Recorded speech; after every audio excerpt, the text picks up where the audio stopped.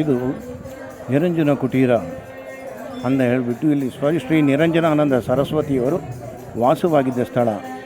ಈ ಸ್ಥಳದಲ್ಲಿ ದತ್ತಾತ್ರೇಯರಿಗೆ, ಅವಧೂತರಾದ ದತ್ತಾತ್ರೇಯರಿಗೆ ಮೀಸಲಾಗಿರುವುದು.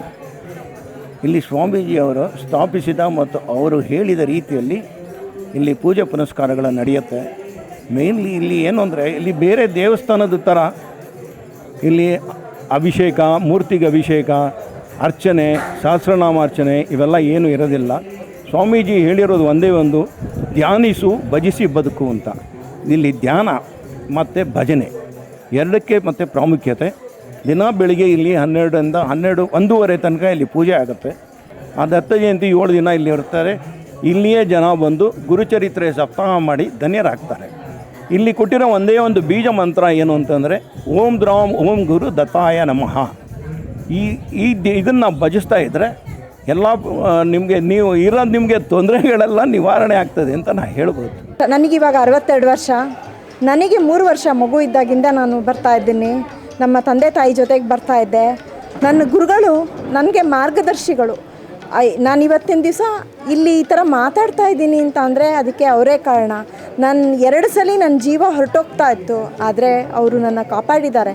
ಒಂದು ಬೆಂಕಿ ಅಪಘಾತದಲ್ಲಿ ಎಲ್ಲರೂ ಅಂದ್ಕೊಂಡ್ರು ನಾನು ಸತ್ತೇ ಹೋಗ್ತೀನಿ ಅಂತ.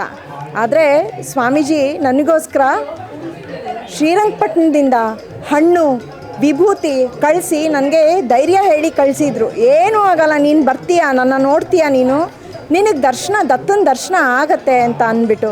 ಹಾಗೆ ಅವರು ಹೇಳ್ದಂಗೆ ನನಗೆ ದರ್ಶನವೂ ಆಯಿತು.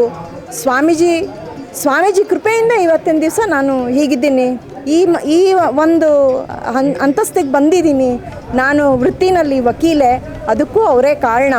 ನಮ್ಮ ತಂದೆ ತಾಯಿಗೆ 10 ವರ್ಷ ಮಕ್ಕಳಿರಲಿಲ್ಲ. ಏನೇನೋ ಯಾವ ಡಾಕ್ಟ್ರ್ ಹತ್ರ ಹೋದರು, ಎಲ್ಲೆಲ್ಲೋ ಹೋದರು, ಅಲ್ಲಿ ಸೇವೆ, ಈ ಡಾಕ್ಟರ್, ಸರ್ಜನ್ ಎಲ್ಲ ತೋರಿಸಿ ಕೈಬಿಟ್ರು. ಯಾರೂ ಏನೋ ಅಂತ ಒಂದು ಪಾಸಿಟಿವ್ ಇದು ಅವರಿಗೆ ಕೊಡಲೇ ಇಲ್ಲ. ಸರಿ ಆಗಲಿ ಅಂತ ಹೇಳಿ ಡಾಕ್ಟ್ರ್ ಸುಬ್ರಾವ್ ಫ್ಯಾಮಿಲಿ ಅಲ್ಲಿಗೆ ಬಂತು. ಸ್ವಾಮೀಜಿ ಸ್ವಲ್ಪ ಹೊತ್ತು ಮಾತಾಡಲಿಲ್ಲ, ಕಣ್ಣು ಮುಚ್ಚಿ ಕೂತ್ಕೊಂಡಿದ್ರು. ಆಮೇಲೆ ಹೇಳಿದರು, ನಾನು ಈಗ ಹೇಳುವಂಥ ಒಂದು ಕ್ರಮ ಇದೆಯಲ್ಲ, ಅದನ್ನು ಬಿಡದೆ ನೀವು ಅನುಸರಿಸ್ಕೊಂಡು ಹೋಗಬೇಕು. ನೀವು ಮಾಡಿಲ್ಲ ಅಂತಾದರೆ ನಾನು ಹೇಳಿ ಪ್ರಯೋಜನ ಆಗೋದಿಲ್ಲ. ಇಲ್ಲ ಸ್ವಾಮೀಜಿ, ನಾವು ಮಾಡ್ತೀವಿ, ಇದನ್ನು ನಿಮಗೆ ಮಾಡಲಿಕ್ಕಾದರೆ ಮಾಡಿ, ದತ್ತ ಕರುಣಿಸ್ತಾನೆ ಅಂತ ಹೇಳಿದರು. ತಾನು ಮಾಡ್ತೇನೆ ಅಂತ ಸಹ ಅವರು ಹೇಳಿಲ್ಲ, ದತ್ತ ಕರುಣಿಸ್ತಾನೆ ಅಂತ ಹೇಳಿದರು. ಆಯಿತು, ಎಲ್ಲ ಆಯಿತು. ಸ್ವಾಮೀಜಿ ಹೇಳಿದ್ದು ಖಂಡಿತ ಅಕ್ಷರಶಃ ನಿಜ ಆಯಿತು. ಅದಕ್ಕೆ ನಾನೇ ಸಾಕ್ಷಿ, ಇಲ್ಲೇ ಕೂತಿದ್ದೇನೆ ನಾನು.